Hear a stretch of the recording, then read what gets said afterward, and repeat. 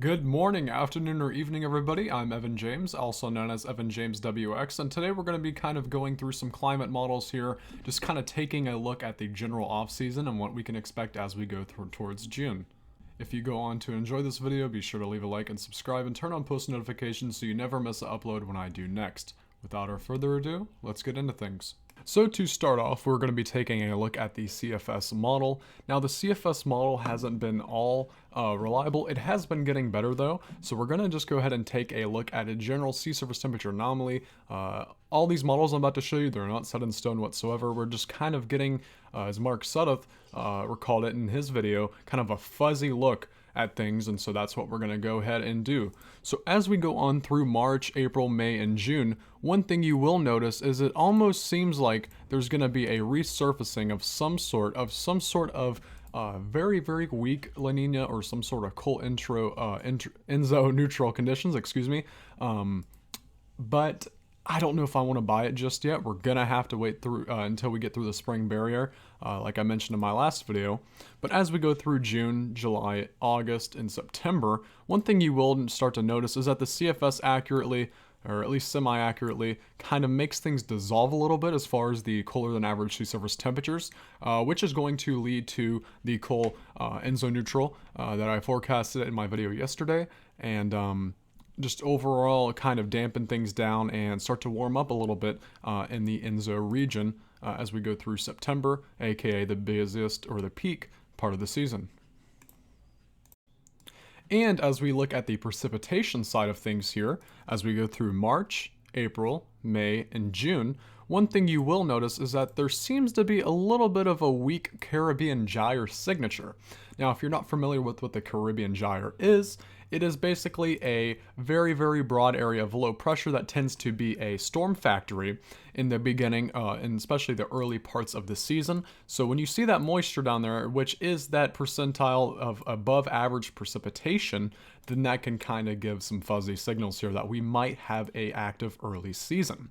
Now, even though you do see some dry signatures in the Caribbean, that is not going to be there all the time. That's just the running average for the month. So there is no doubt that we could have a system try to affect the southern part of the country, or the Gulf Coast, in June. So as we go through June, July, right there's that signature showing up again somewhere along the Gulf Coast. It is not definite. It's not 100% going to happen. It's just an overall look. And as we get towards August, one thing you will realize is that there seems to be a pretty wet MDR signal. All right, and if you're saying, well, if that means storm formation is going to be above average, then why is the Gulf of Mexico dry? Now that is what we would call, or what I would call, a La Nina signature that likes to show up in the southeast when the La Nina is prominent. As you can see, it is a pretty suppressed Pacific, and the fact that we're seeing above average MDR and Atlantic precipitation, there is a chance that we could have a MDR storm kind of go through here as one of these two tracks. It does not mean that the Gulf is going to be dry the whole month. It's just going to be drier than the long-term average. And when we begin to take a look at the CANSIPS model, the story gets a little bit different here. So we're starting here in February. As you guys can see, we are dealing with a La Nina currently in place, but as we go through March, April, May, and June, you get to start getting a more realistic approach, and this is why I like the CANSIPS here. You can see that we are kind of having a neutral-like event going on here in the Eastern Pacific. But, and I say a big but, look at this. So the Gulf and the Caribbean here out in the Atlantic, definitely running above the long-term average by maybe 1 to 2, maybe even isolated areas of 3 degrees above average. The Atlantic Nino, as some people may call it, is a little bit neutral, but that's fine because if you look up to here towards Iceland, you can see that this overall area here, kind of getting that horseshoe look as Mark Sudduth has called it, this is a typical signature here of a pretty active hurricane season. And you'll see here, these precipitation anomalies will reflect that. So if we look at June, there is a big realistic approach here with the Caribbean gyre starting to fire up here, and even maybe some possible wave activity here in the MDR starting this early. That does not normally happen, and if that were to happen, that would be a pretty big signature for an active season. So as we go through July, and even August, one thing you will notice here is that MDR signature really likes to stay. But here's the thing, if I switch over to the Western Atlantic real quick, one thing you will notice is that we start to have possible tracks here. Now these are not set in stone, but it's definitely something to pay attention to, that the Eastern Gulf could be favored. And here's the thing about this is why this is so important if this becomes the case. So stronger storms actually tend to move towards the east. So this signature here would imply a pretty strong storm in August here, if this were to play out, because you keep in mind, if there isn't much western tracks, then say out of 5 storms in this area, 2 or 3 of them might be pretty strong, especially if that ridge can steer them properly. They can soak up all that warm water. There's not as much here. We could be dealing with something potentially dangerous in August and September, because even if we hop over to September, nearly the whole Gulf is running above the all-time average. Notice how the Eastern Pacific is running below the all-time average. That is a signature of a La Nina. And as we just go on through, you can definitely see how these signatures make out to be. Even if we go in October, you see another signature here of possibly a East Coast storm. So it all comes down to what happens. What do we see on these models after that spring forecast barrier? Because if it kind of stays relatively the same as we get into April and maybe even May, then we are going to worry. For now, this is not even set in stone. We're just kind of getting a fuzzy look, as I referred to earlier. So we are going to kind of hop over towards the Southern Oscillation Index now, and we're going to talk about that, and then we're going to move on to the current ENSO predictions as well.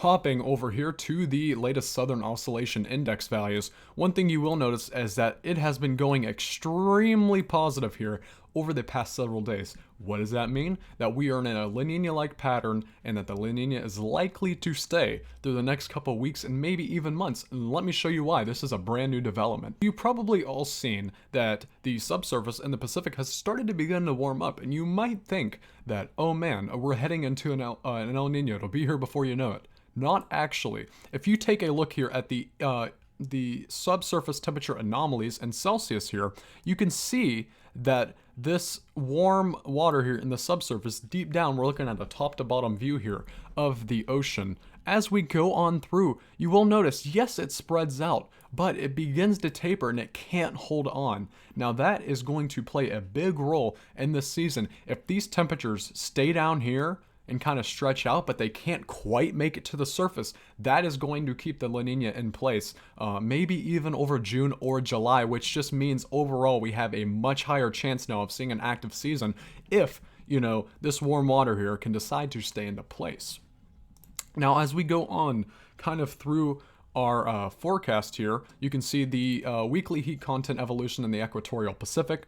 As in April and May of last year, we started to kind of have those warmer than average sea surface temperatures and upper ocean heat anomalies. And as we moved on through August through November, that is when things really started to kind of fall down here as far as anomalies go. And as we got towards December and January, that's when we saw that subsurface warmth really start to kind of grow. But if you look here in the last, I guess, frame or area, you would call it, in February, that has really begun to kind of taper off, and it has begun to taper off here as well. So it is very, very hard to forecast now. And depending on how this goes, like I said, through the next several weeks, maybe even several months, that is going to play a big role in improving forecasts as well. So as we kind of scroll down here, I do want to show you a couple more things before I let you guys go. This is the model predictions for January of 2022. We have taken a look at these before, but just kind of showing that there is that chance for the warmer neutral phases.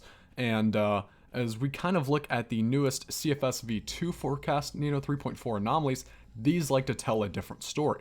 So this is issued as of today, actually, so brand new information here. The CFS V2 Nino 3.4 sea surface temperatures anomalies have been actually wanting to keep the La Nina in place, and I think it's due to them finally grasping onto the fact that that subsurface warmth might not actually be able to make it and stay around. There might be more upwelling occurring in the future, and that is what could really change things here, folks. So as we go on through May, June, and July, you can see we're still staying at a relatively pretty strong La Nina or even moderate, I guess, maybe upper, between about weak and moderates, I should say that. As we go through July, August, and September, we still stay around that -1 Celsius for the overall ENSO 3.4 region. And as we even get to portions, we've actually made it to August and September and October, which is really crazy. Time has absolutely flied. But anyways, I regress. It is showing here -0.1. So the CFS V2 wants to actually keep a La Nina in place. Not 100% set in stone. We still got to go through March, April, May. Slow down. But it is just something to keep a look at and just look at all the possibilities. So like I said, though, just the overall summary here, things are going to change. Nothing is set in stone, but this is something definitely to watch, given, all three of the latest models. And as we go on through the next several weeks, we're going to start getting them puzzle pieces. We're still going to start putting everything together, and then we will have a much better look at things. All right, everybody, I hope you enjoyed the video. If you did, make sure to leave a like and subscribe and turn on post notifications so you never miss an upload when I do next. That is it, everybody. Have a great day. Take care, and I'll see you next time. Bye-bye.